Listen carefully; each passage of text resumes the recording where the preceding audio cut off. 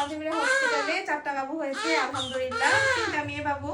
আজকে অনেকদিন পর মেয়ে বাবুর সংখ্যা বেশি, আর একটা ছেলে বাবু। ছেলে বাবু সকালবেলা হলো, তাই না? আপনাদের বাড়ি জানি কোথায়? হ্যাঁ,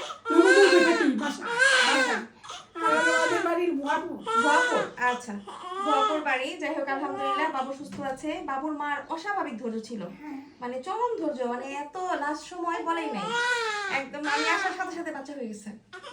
খুবই সুন্দর, অনেক ধৈর্য ছিল আলহামদুলিল্লাহ। এরকম জানি আল্লাহ প্রত্যেকটা মাকে ধৈর্য দেয়। এরকম ধৈর্য হলে নর্মাল ডেলিভারি হতে খুব সহজ হয়ে যায়, আসলে প্রত্যেকটা মারই সহজ হয়ে যায়। ওরে বাবা, সব বাচ্চা কান্না শুরু করে দিয়েছে। যাই হোক সবার জন্য দোয়া করবেন যাতে সব বাবু ভালো থাকে। এই বাবুটা তো স্পেশাল বাবু, বাবুর সাথে আমি আলাদা করে ভিডিও করেছি। বাবু হচ্ছে সিজারের পর নর্মাল ডেলিভারি হয়েছে, ভিজার যেটা হয়, আমার বান্ধবী ননদের বাবু। তো ওর জন্য সবাই দোয়া করবেন, ওর বাবা মার জন্য দোয়া করবেন। ওর মারও অনেক ধৈর্য ছিল, প্রত্যেকটা মারই আসলে ধৈর্য ছিল। ধৈর্য ছাড়া আসলে কারোরই নর্মাল ডেলিভারি হয় না। তো যাই হোক সবাইকে ধৈর্য ধরতে হবে, ধৈর্য ধরলে দেখবেন যে ঠিকই নর্মাল ডেলিভারি হয়ে গেছে, তাই না আপু?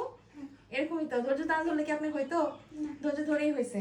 তো যাই হোক প্রত্যেকটা বাচ্চার বাবা মা এবং আমাদের সবার জন্য সবাই দোয়া করবেন। তো ভালো থাকবেন, সুস্থ থাকবেন। আল্লাহ হাফেজ, আসসালামু আলাইকুম।